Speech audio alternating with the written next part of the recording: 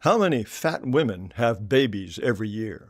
The government keeps count in this annual report, Births, Final Data. And there are interesting race differences. Mothers are classed by BMI, or Body Mass Index, as underweight, normal, overweight, or obese.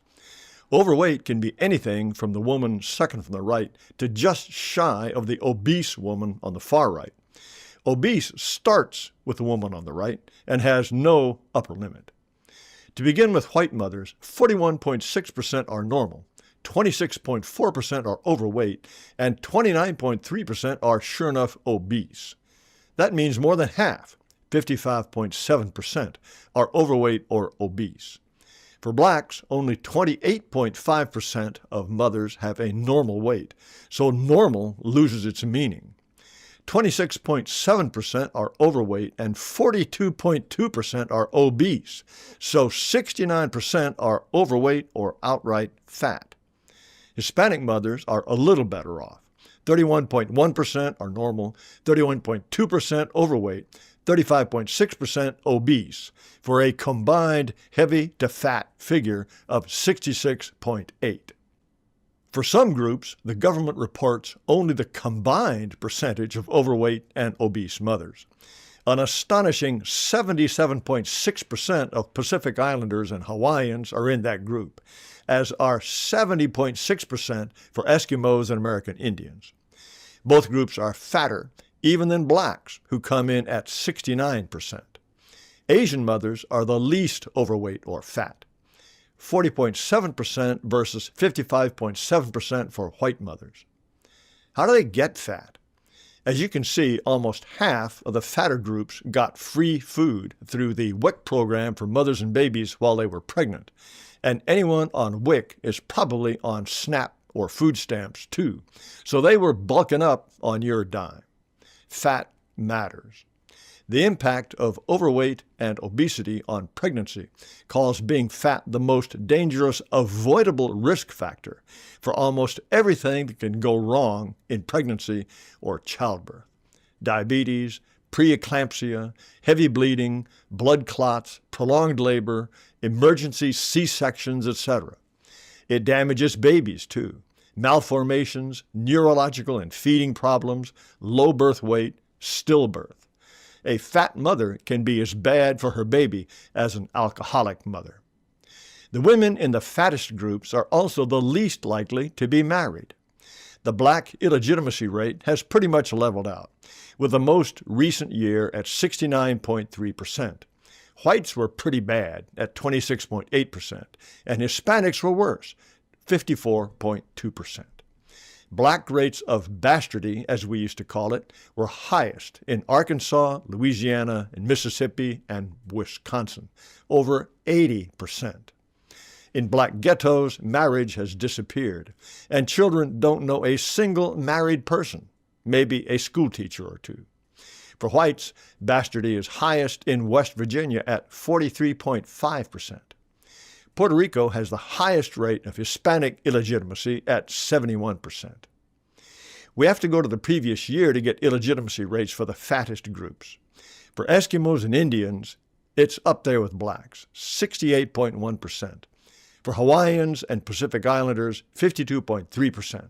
Liberals used to pretend that having children without a man was just a lifestyle choice. Now, all but the loonies recognize that bastardy is associated with poverty, crime, dropping out, drug taking, mental illness, you name it. Who pays when these fat single mothers have babies? Here are the percentages of births paid for by Medicaid, which means you. From the left, beginning with Indians and Eskimos, 65.3% of their births were on your dime, with blacks almost as bad at 64.5%. Pacific Islanders had 59.5% of their babies on Medicaid, with Hispanics right behind at 58.8%. Whites at a fairly respectable 27.6%, and Asians are the most self-supporting at 22.1%. I can't find national illegitimacy rates for mothers on Medicaid. But here are figures from Ohio for 2020. Unmarried mothers are in blue, 72% of the women who had Medicaid babies were unmarried. Only 10% of self-insured mothers were single. How much does government-funded baby-making cost? According to this website, in 2023, the median allowable insurance cost for a vaginal delivery in the U.S. was $13,946. For a C-section, it was $16,943. Medicaid mothers are more likely to smoke, be fat, miss checkups, be black, take drugs, have STDs, etc., so their births tend to be tricky. There are no national data on Medicaid costs, so here is Ohio again on the infant mortality per 1,000 live births by race and insurance type. For mothers on Medicaid in 2020, the white figure was 6.8 and the black figure was twice that at 13.95. For self-insured mothers, the rates were lower, 3.51 for whites and 10.50 for blacks. Mothers on Medicaid have worse outcomes, and blacks have worse outcomes than whites, even with insurance. With fat, unhealthy mothers and complicated births, Medicare deliveries have very high hospital costs, but the government pays only a fraction.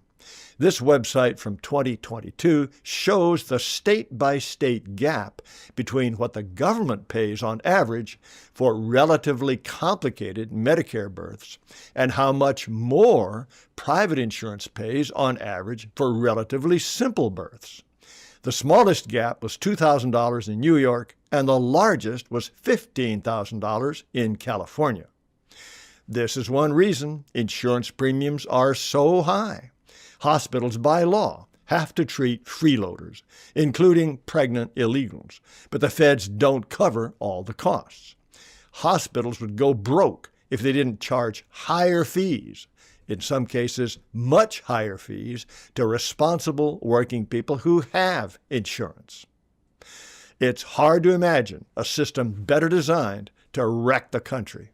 Taxpayers, which largely means white people who work for a living, pay to fatten up millions of unmarried, largely non-white, unhealthy mothers who are on Medicaid, probably because they are dim and shiftless.